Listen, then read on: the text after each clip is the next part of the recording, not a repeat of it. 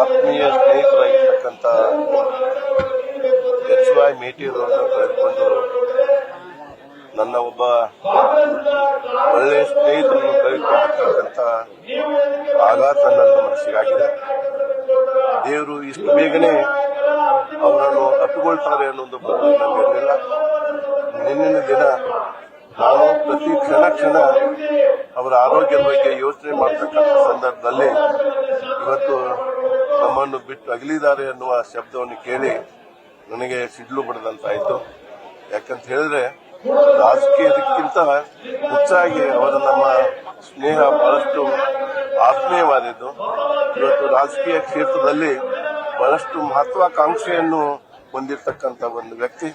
2 ಬಾರಿ ಇವತ್ತು ಶಾಸಕರಾಗಿ, ಹಾಗೇನೆ ಈ ಕ್ಷೇತ್ರದ ಲೋಕಸಭಾ ಸದಸ್ಯರಾಗಿ, ಸಚಿವರಾಗಿ, ಹಾಗೇನೆ ಮತ್ತೆ ಬಾಗಲಕೋಟೆಗೆ 2 ಬಾರಿ ಇವತ್ತು ಶಾಸಕರಾಗಿ, ಮತ್ತೆ ಸಚಿವರಾಗಿ, ಹೀಗೆ ತಮ್ಮ ಅನನ್ಯ ಸೇವೆಯನ್ನು ಇವತ್ತು ಜನರಿಗೆ ಸಲ್ಲಿಸಿದ್ದಾರೆ.